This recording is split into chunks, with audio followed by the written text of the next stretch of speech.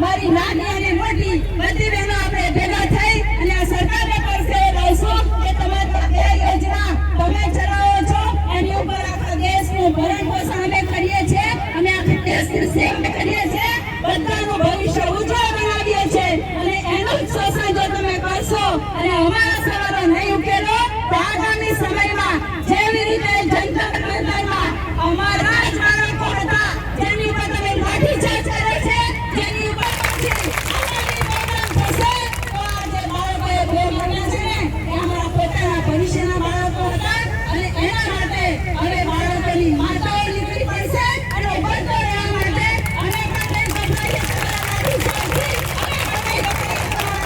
મારાથી અને અમે મહિલા શક્તિ જીંદાબાદ મહિલા સશક્તિકરણ સાથે સાથે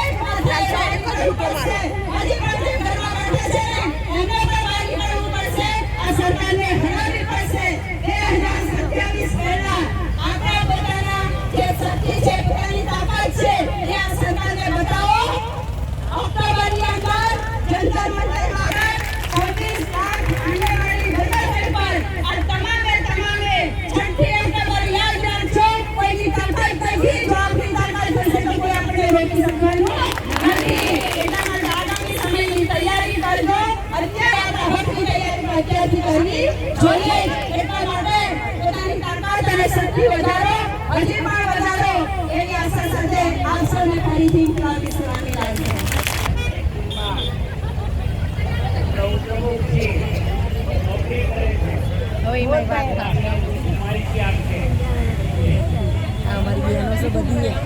અમે તો અમારી નથી સુરેન્દ્રનગરની એમને અમારી નથી તમે ભાવનગરના હો અમારે ભાવનગરની ક્યાં ગોતવા દેવી જ ખબર નથી પડતી કાંઈ આજે આ સભામાં તમારા માથા જોઈ ખરેખર કેટલા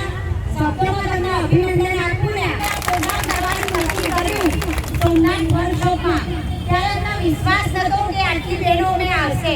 સોમપુરાભાઈ મને કહેતા હતા અનુમતિબેન આપણી બહેનો ડરકો છે દિવાય છે એમના અધિકારીઓ ધમકાવે છે એટલે રેલીમાં આવતા ડરે છે તો આપણે પ્રોગ્રામ કરીશું તો બહેનો આવશે અમે હિંમત બતાવી કે તમે અમારા ઉપર હિંમત રાખો તમે 1000 બહેનો કહેશો તો અમે 5000 બહેનો લાવીશું અને ખરેખર આપણા જે 10 ટીમ લીડરો અને અરુણભાઈ સોમપુરાભાઈ કૈલાસબેન આ બધાને જે સતત એક મહિનો મહેનત કરી છે એનું પરિણામ આજે મોદી સાહેબ એમ કહે મારી બહેનો દુઃખી હોય તમે કાગળ લખજો બહેનો હાજર થઈ જશે કાગળ તો લખી બહેનો હાજર થવાનું શું પણ વાત પણ સાંભળતા નથી હવે આપણા બહેનોને આપણે બોલાવવાના છે તે કરશે અને લડવામાં પાછા પડવાના નથી 2027માં આપણી ચૂંટણી આવે છે તો આગળની ચૂંટણીમાં આપણી કોઈ બહેનો એમને સપોર્ટ કરશે નહીં